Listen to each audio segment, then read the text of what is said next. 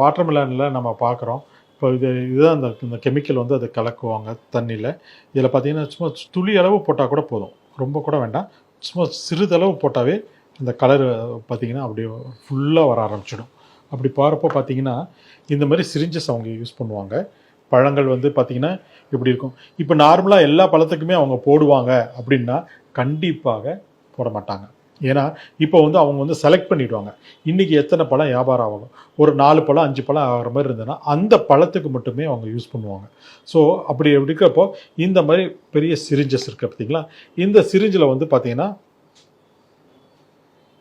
So இந்த மாதிரி சிரிஞ்சஸில் தான் வந்து ப்ரெஷர் பண்ணுவாங்க.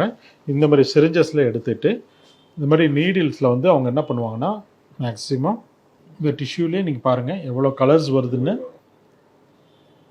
இவ்வளோ கலர்ஸ் வருது இல்லை, இதுலேயே வந்து கலர்ஸ் ஃபுல்லாக வரும்.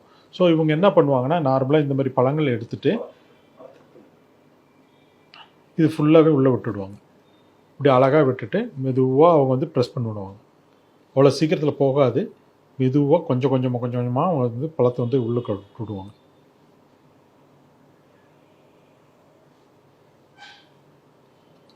ஒவ்வொரு பழத்துக்குமே தனித்தனியாக பண்ணுவாங்களா சார்?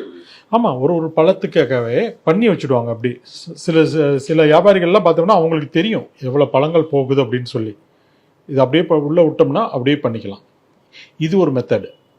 இன்னொன்று என்ன பண்ணுவாங்கன்னா பழம் வந்து கட் பண்ணிவிடுவாங்க. கட் பண்ணிவிட்டு இது வந்து சிரப் மாதிரி இருக்கும். இது வந்து ஃபுல்லாக நல்லா டேஸ்டியாக இருக்கும். இந்த டேஸ்டியாக இருக்கும். இதை வந்து என்ன பண்ணுவாங்க, அந்த பழம் கட் பண்ண உடனே அதில் கூட மேலே தேய்ச்சிடுவாங்க. ஸோ நாங்கள் வந்து அதுதான் நாங்கள் சொல்கிறது. இப்போ வந்து ஒரு பழம் வாங்கி நம்ம சாப்பிட்றோம் அப்படின்னோம்னா கட் பண்ண உடனே இந்த மாதிரி ஒரு டிஷ்யூ ஆகட்டும், ஒரு காட்டன் ஆகட்டும், சும்மா அப்படி எடுத்து அந்த டிஷ்யூவில் இப்படி தொடச்சாவே போதும், இந்த மாதிரி கலர் அப்படியே வரும். கட் பண்ண உடனே பார்த்தீங்கன்னா நீங்கள் அப்படியே ஃபுல்லாக வரும். இது போட்டு வச்சுருவாங்க ஏற்கனவே, நல்லா இன்ஜெக்ட் பண்ணி நல்லா ப்ரெஷர் பண்ணி நல்லா. இது அவ்வளோ சீக்கிரத்துலேயும் அவ்வளோ இறங்காது. நல்லா ப்ரெஷ் பண்ணி இது ஓட்டையை போட்டு நல்லா ப்ரெஷ் பண்ணி உள்ளுக்க நல்லா பண்ணி வச்சுடுவாங்க.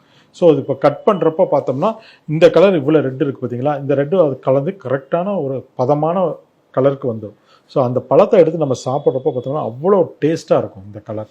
அப்படி டேஸ்ட்டாக இருக்கிறப்போ சாப்பிட்றப்போ இவ்வளவும் கெமிக்கல். இது நார்மலாக கையிலலாம் ஒட்டுச்சுன்னா போகவே போகாது.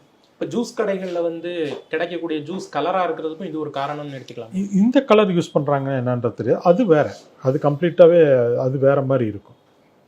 அது இது வந்து இந்த பழத்துக்காக இவங்க யூஸ் பண்ணக்கூடியது. நாங்கள் ரைட்ஸ் எல்லாம் போகிறப்போ பார்த்தோம்னா நிறையா ரோட் சைடில் பார்ப்போம்.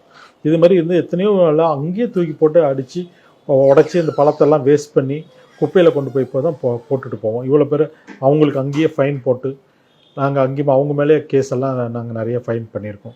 ஸோ மக்கள் வந்து இந்த மாதிரி பிரைட் கலரில் இருக்குது அப்படின்னாவே நம்ம வி ஷுட் டேக் வெரி கேர்ஃபுல்லாக இருக்கணும். ஸோ உங்களுக்கு பார்த்தீங்கன்னா இப்போ உங்களுக்கு காமிக்கிறேன், நான் இன்ஜெக்ட் பண்ண பழம் கலருக்கு உங்களுக்கு போய் டிஃப்ரென்ஸ் தெரியும்னு நினைக்கிறேன். இயற்கையாக இந்த இடம்லாம் நான் இன்ஜெக்ட் பண்ணலை, நான் இன்ஜெக்ட் பண்ணது இந்த இடம் மட்டும்தான். இந்த இடம் மட்டும் பாருங்களேன்.